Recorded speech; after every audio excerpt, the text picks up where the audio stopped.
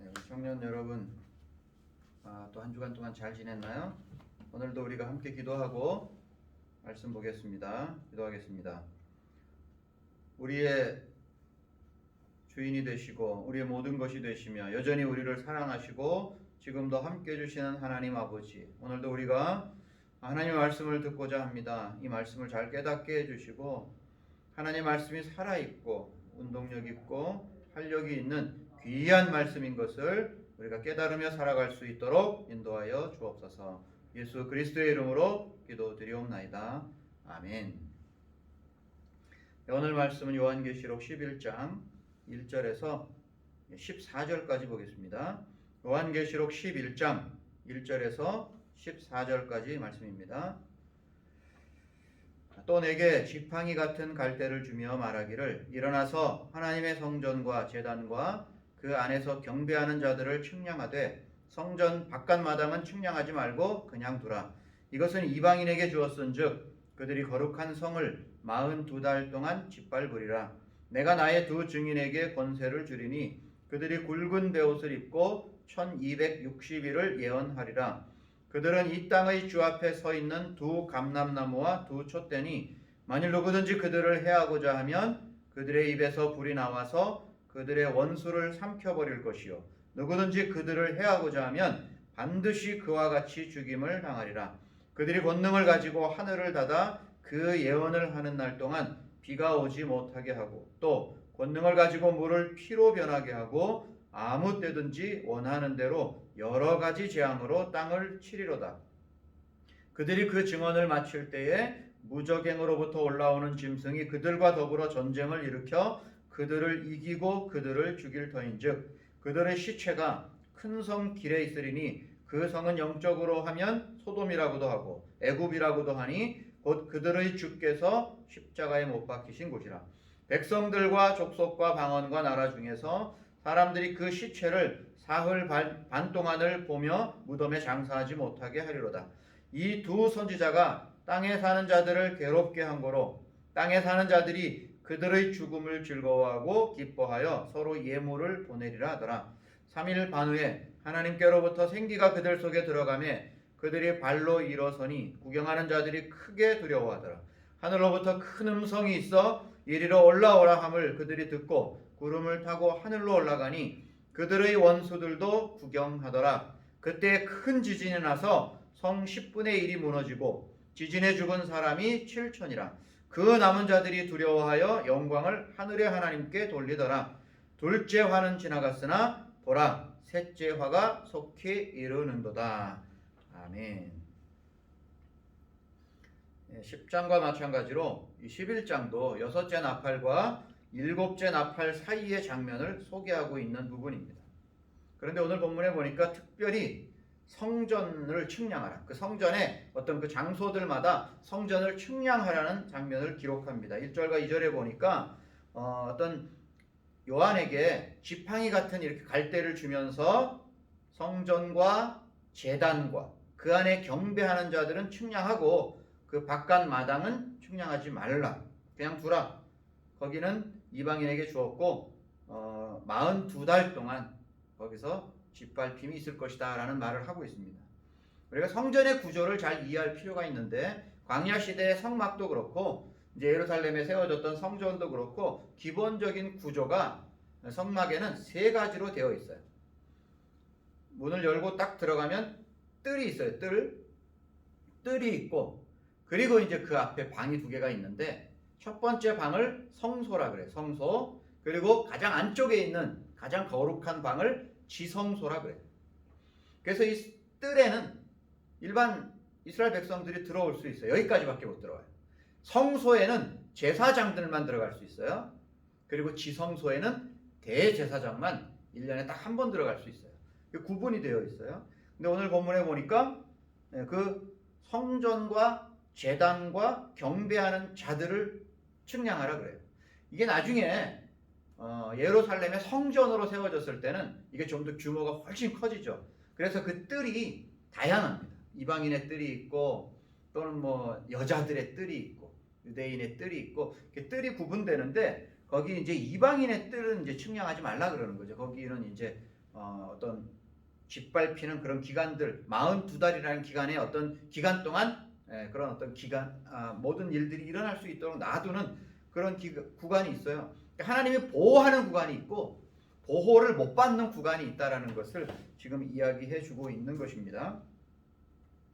그래서 이 천사가 요한에게 이렇게 측량을 하라고 했을 때 그것 자체도 구분이 있는 것처럼 이 마지막 때에 하나님께서 보호해 주는 사람들이 있고 계속 그 재앙 때문에 고난받는, 지금 우리가 계속 일곱 나팔, 일곱 대접이 이제 나올 건데요.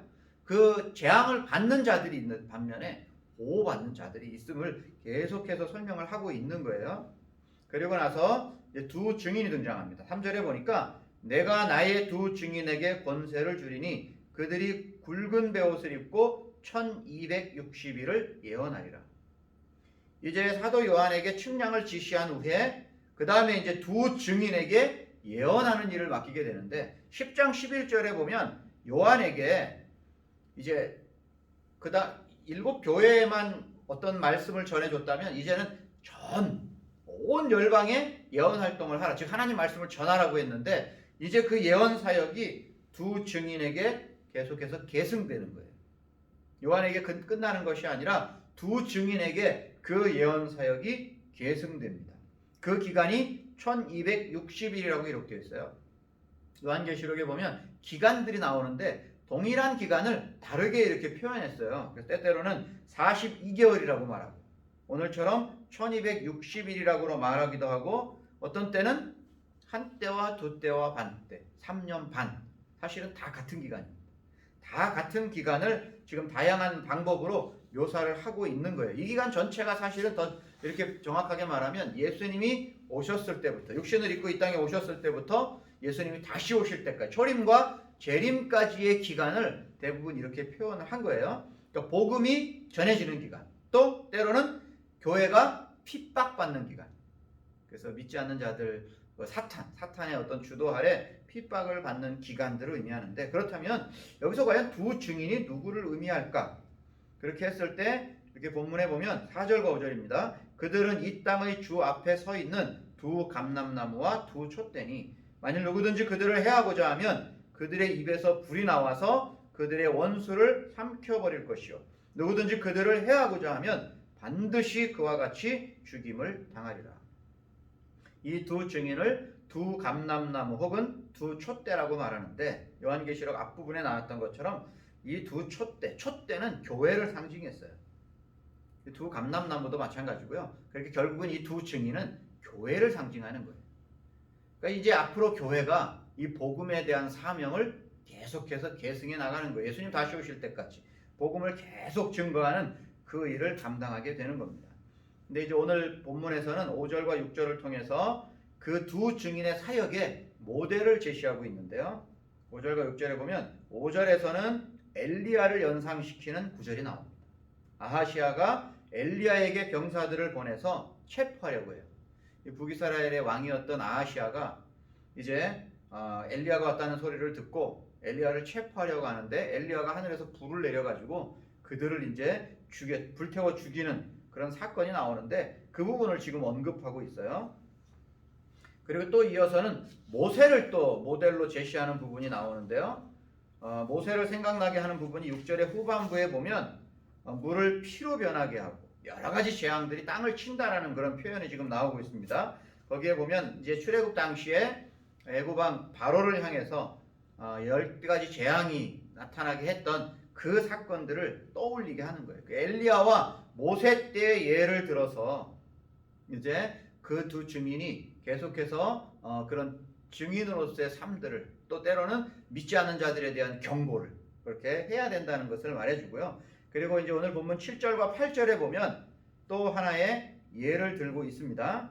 여기서는 신약의 한 예를 들고 있는 건데요. 여기서는 그들이 그 증언을 마칠 때에 무적행으로부터 올라오는 짐승이 그들과 더불어 전쟁을 일으켜 그들을 이기고 그들을 죽일 터인즉 그들의 시체가 큰 성 길에 있으리니 그 성은 영적으로 하면 소돔이라고도 하고 애굽이라고도 하니 곧 그들의 주께서 십자가에 못 박히신 곳이라. 이제 그 두 증인이 무적행에서 올라오는 짐승에게 죽임을 당한대요.